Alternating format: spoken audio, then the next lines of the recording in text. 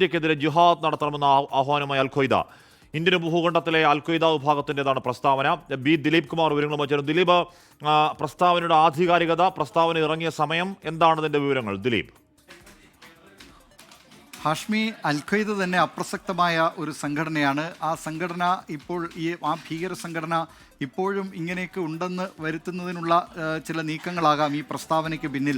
അതീവ വർഗീയതയും അതോടൊപ്പം തന്നെ ദേശവിരുദ്ധവുമായ വാചകങ്ങളാണ് ഈ പ്രസ്താവനയിലുള്ളത് എന്നതുകൊണ്ട് തന്നെ ആ പ്രസ്താവനയിലെ ഉള്ളടക്കത്തിലേക്ക് കടക്കുന്നില്ല. ഇന്ത്യക്കെതിരെ ജിഹാദ് നടത്തണം എന്ന ആഹ്വാനമാണ് അൽ-ഖ്വയ്ദ ഈ പ്രസ്താവനയിലൂടെ നടത്തുന്നത്. ഇന്ത്യൻ ഉപഭൂഖണ്ഡത്തിലുള്ള അൽ-ഖ്വയ്ദയുടെ ഇംഗ്ലീഷിലും ഉറുദുവിലുമുള്ള സ്റ്റേറ്റ്മെൻറ്റുകൾ, 2 സ്റ്റേറ്റ്മെൻറ്റുകളാണ് അവർ ഇപ്പോൾ പുറത്തുവിട്ടിട്ടുള്ളത്.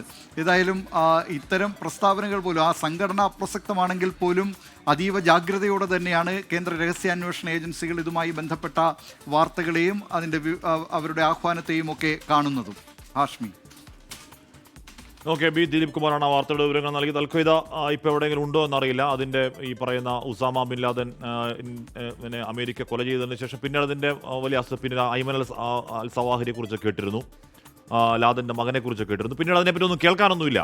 അപ്പോൾ അതിൻ്റെ തല തന്നെ ഇല്ല. പിന്നീട് വാല് ഒക്കെ പറയുന്നുണ്ട്, വല്ല കാര്യമുണ്ടോ എന്നല്ല. പക്ഷേ നമ്മൾ ജാഗ്രതയിൽ നിൽക്കുന്ന ഒരു സമയമാണ്. ഏത് പ്രസ്താവനയും ഏത് മുന്നറിയിപ്പിനെയും നമ്മൾ അർഹിക്കുന്ന ഗൗരവത്തിൽ തന്നെ എടുക്കുന്നുമുണ്ട്.